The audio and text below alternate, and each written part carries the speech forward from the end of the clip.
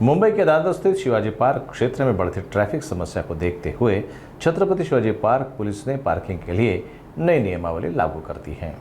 इस नए नियम के तहत अब सुबह 5:30 बजे से रात 11:30 बजे तक मैदान के सामने वाली सड़क पर पार्किंग पूरी तरह से बंद रहेगी।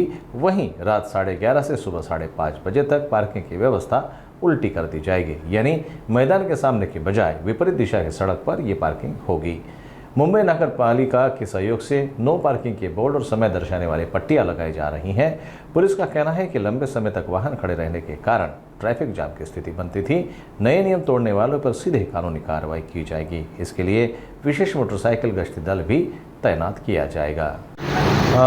गेल्या बऱ्याच दिवसापासून बऱ्याच वर्षांपासून शिवाजी पार्क मैदानाच्या दोन्ही बाजूला वाहतूक कोंडी होत होती आणि त्याचे कारण असे होते की ऑड अँड इवन बाजूला पार्किंग होती। म्हणजे आठवड्यातून ऑड डेला शिवाजी पार्क मैदानाच्या बाजूला आणि इवन डेला या बाजूला पार्किंग होती, परंतु त्याबाबत बोर्ड लावूनसुद्धा लोकांना ते समजत नव्हते। त्यामुळे लोक त्यांची वाहने दोन्ही बाजूला पार्क करत होते।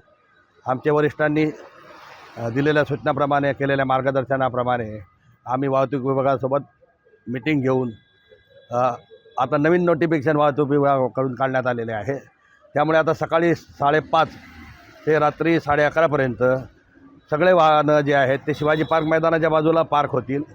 याचं कारण असं आहे की सकाळी 5:30 पासून लोक इथे वॉकिंगला व्यायाम करायला येतात आणि मग जर इकडच्या बाजूने दोन्ही बाजूला जर वाहन पार्किंग असेल तर मोठ्या प्रमाणात वाहतूक कोंडी होती। माझी सगळ्या जनतेला विनंती राहील की त्यांनी आता नवीन लावलेले बोर्ड बघावे आणि मैदानाच्या बाजूलाच पार्क करावं।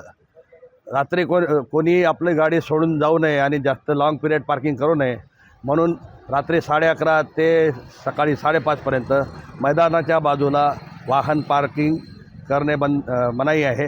त्याबाबत तिकडे जर वाहन पार्क केलेलं असेल तर त्यांच्याविरुद्ध कायदेशीर कारवाई आम्ही करू।